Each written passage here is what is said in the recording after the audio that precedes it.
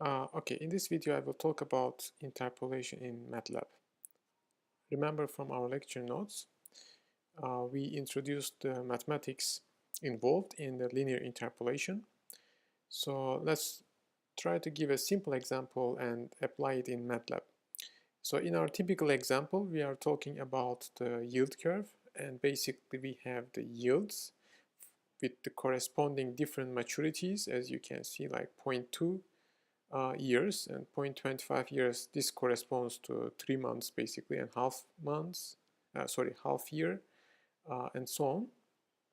So this is the code that I gave you, but in order to understand this code, it's better for you to search for the critical function that we will use here, which is this interp1 function, and you can check it out from the MATLAB's help file.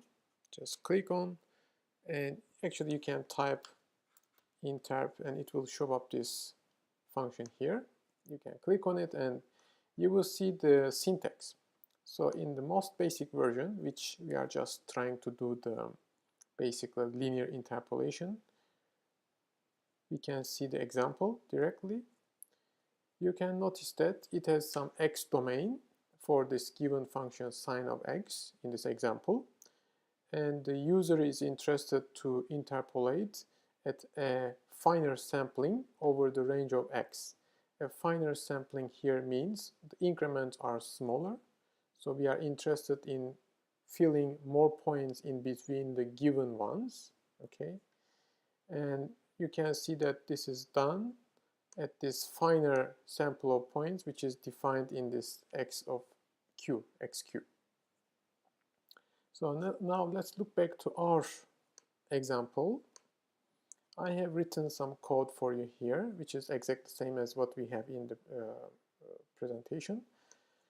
So I defined, let's say, a grid. That's my domain of the time to maturities from 0.2 all the way to 1 year. I don't want to go above this because that's the maximum I have in my example. The maximum maturity length is 1 year, and the smallest is 0.2 years. So I decide to fill basically the yields for a finer sample of maturities, okay? And if you like it even more finer, you can define one more grid. So this is called as grid 2 here. And you can see that the increment size in this case is 0.01, which is smaller time steps compared to the first grid.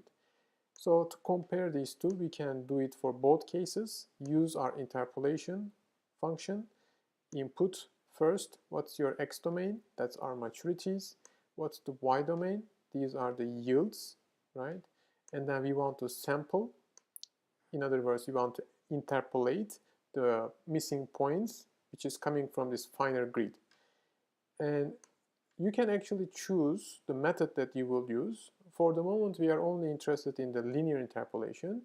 But if you are curious and if you want to do higher orders than the linear case, you can check out the MATLAB help file again, and you can see the spline. So in the spline, we have a higher order polynomial than the linear case, but the linear case will also work fine since we have a finer grid. So if we run our code all the way to here, we can see that we obtained the interpolated values. These are the yields that correspond to the finer grid that we defined. And you can make a plot by continue, and it will show you the 3 different subplots. In the first subplot, I just plot the data that I started with. So this is just containing these couple of points in the first subplot. And then in the second plot, we use the linear interpolation, as you can see in this line 5. We use the linear interpolation to obtain more number of interpolated values on this initial given set of points. And then in the third case, actually we used a finer grid, which increments by 0.01. And you can see this results in the higher number of interpolated values.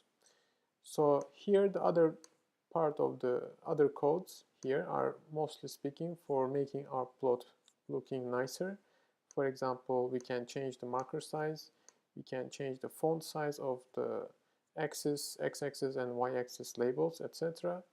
And basically this is how we can produce a plot using the interpolated values from this simple data that we are given.